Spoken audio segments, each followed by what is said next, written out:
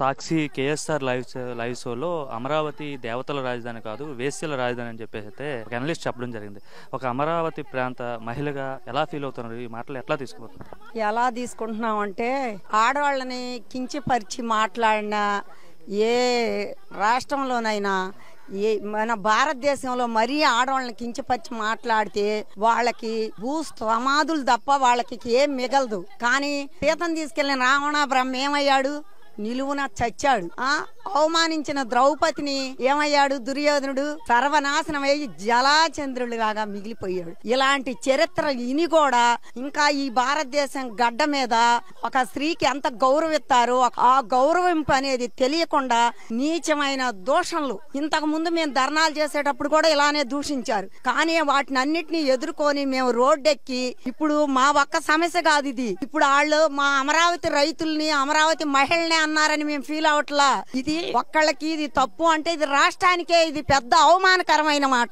జనాలందరూ కూడా ఒక్కసారి గమనించాలి. ఏమని మహిళలంటే వాళ్లే కాదు, ఆంధ్రప్రదేశ్ లో మహిళలంటే జనాలందరూ కూడా మహిళలే. వాళ్ళ ఇంట్లో మేము ఇన్ని రోజులు ఉద్యమం చేసిన వాళ్ళ భార్యని గాని వాళ్ళ చెల్లిని గాని విమర్శించిన వాళ్ళం కాదు మేము అని మేము గట్టిగా చెప్పగలం. కానీ మా పోరాటమే మేము పోరాడాము గాని ఇతరుల మీద బురద చెమ్మలేదు. అది ఒకటి గుర్తు పెట్టుకొని సాక్షి ఛానల్ అనేది మీరు ఒళ్ళు దగ్గర పెట్టుకుంటే మీకు భవిష్యత్తు కూడా లేదు. ఇక అసలు 11 సీట్లకు మీకు దించినా గానీ సిగ్గు శరం ఎరగకుండా అనవసరమైన మాటలన్నీ మాట్లాడుతున్నారు గనక ఇక క్షమించేది లేదు. మేము అలిసిపోయి ఉన్నాము.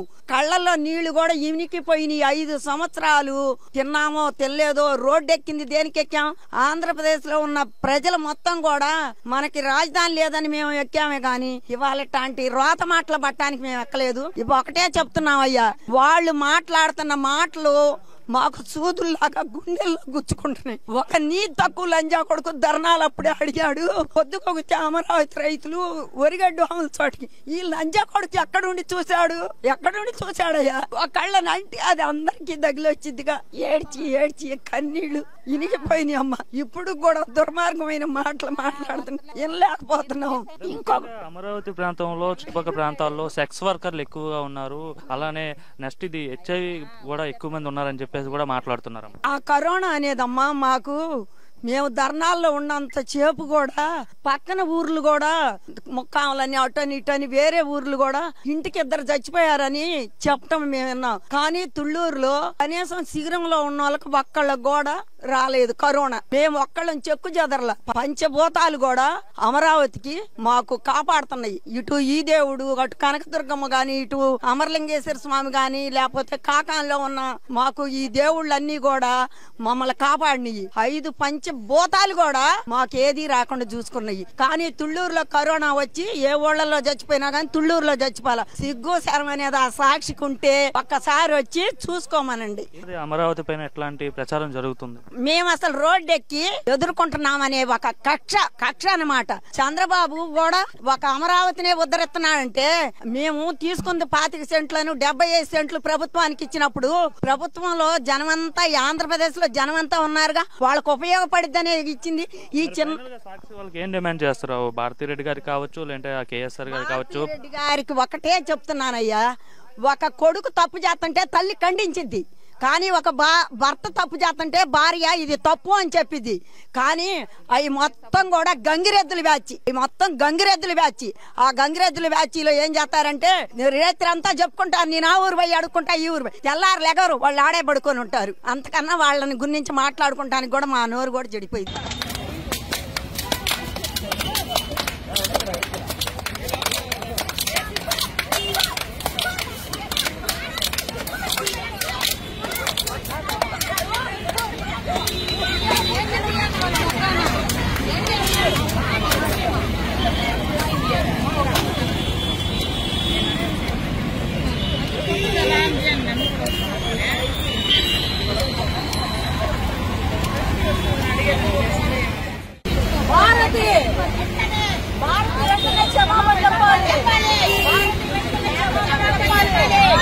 వెనకరండి వెనక్కి వస్తే అందరూ వస్తాయి కదా.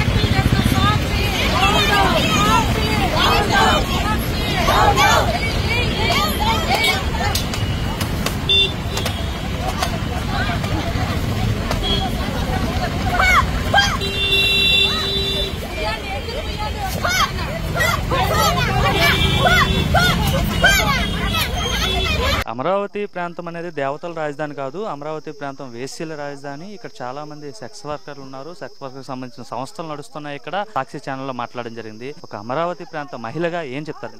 అమరావతి మహిళలు నిజంగా అండి ఆ వేశ్యలు ఆ సెక్స్ వర్కర్లు అంటేనే మాకు చాలా వేదనగానే ఉంది. కేఎస్ఆర్ గారు లైవ్ షో సాక్షిలో అది వాడు ఎప్పుడైనా వాడు చూసుకున్నాడేమో అద్దంలో వాడు ఒరిజినల్ గా చూస్తేనండి ఎయిడ్స్ పేషెంట్ వాడికన్నా బాగుంటాడు. అలాగుంటాడు వాడు ఎయిడ్స్ పేషెంట్. అందుకే వాడికి ఎయిడ్స్ గురించి ఎయిడ్స్ కు మందులు ఆడుకుంటున్నాడు. ఆల్రెడీ కేఎస్ఆర్ ఎయిడ్స్ కు మందులు ఆడుకుంటున్నాడు. వాడు సేమ్ ఎయిడ్స్ పేషెంట్ లాగే ఉంటాడు. వాడు ఎదురు కూర్చున్నాడు. ఎప్పుడు పొద్దుగూకులు సెక్స్ వర్కర్ల దగ్గరికి వెళ్ళి వేసల దగ్గర వీడు కూడా బజార్లు ఎమ్మడి తిరిగి ఇదే పని చేస్తున్నాడు. కాబట్టి వీళ్ళిద్దరు వాళ్ళని ఎక్కడ కుదరలే ఇలా మాట్లాడుకోవటానికి. ఛానల్ అయితే ఒకడు యశం చెమ్మినట్టు ఉంటది అమరావతి మీద మహిళల మీద. మనం ఇట్లా మాట్లాడదామని చెరోటి మాట్లాడుకున్నారు. వీళ్ళకి ఒకటే చెబుతున్నామండి, ఏ మాత్రం సిగ్గు సేరం ఉండా ఈ పెళ్ళం నీ ఇంటికి వచ్చి నీ చెప్పు తెగేదా అన్నాలి. ఈ కృష్ణరాజు అనే వాడి పెళ్ళం ఇవాళ ఇంటికి పోతే వాడిని చెప్పు తీసుకొని నువ్వు అన్నా లేకపోతే మేమైనా దంతాం. వాడు కనపడితే ఆడవాళ్ళని తన్నేది. మరి భారతీ రెడ్డి ఉంది గత 5 ఏళ్లు మొగుడు పెళ్ళం కలిసి మమ్మల్ని పిండారు జలగలు పిండినట్టు. 5 ఏళ్లు రోడ్ల మీద కొట్టి ఒక్కరోజు బలకరించలే ఈ మొగుడు పెళ్ళం జగన్ గాని వాళ్ళ ఆవిడ గాని. నీ వర్ర రవీంద్ర రెడ్డి మామే పిచ్చి కామెంట్లు పెడితే వాడి గతి ఏమైందో వాళ్ళు చూసామ్మా. వాడి ఇంటికి పోయిన వాళ్ళు లెక్క చేయలే మీ ప్రభుత్వంలో. వాడి వాళ్ళు జైల్లో పడ్డాడు. అయ్యాళ్లే ఇప్పుడు మన ప్రభుత్వం వచ్చింది అనుకుంటే ఇవాళ మీరు తయారయ్యారా?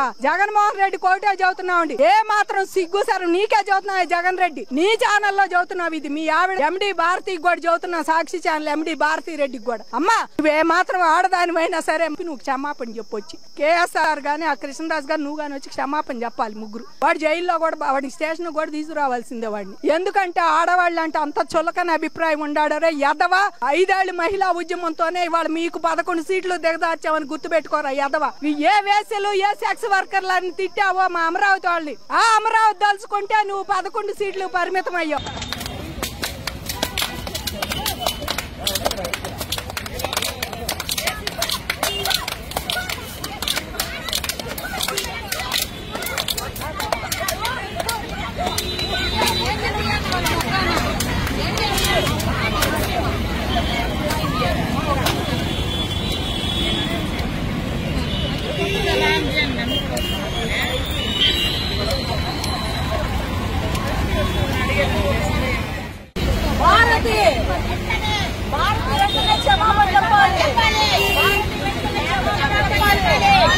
వెనక్కి రండి వెనక్కి వస్తే అందరూ వస్తాయి కదా. అందరూ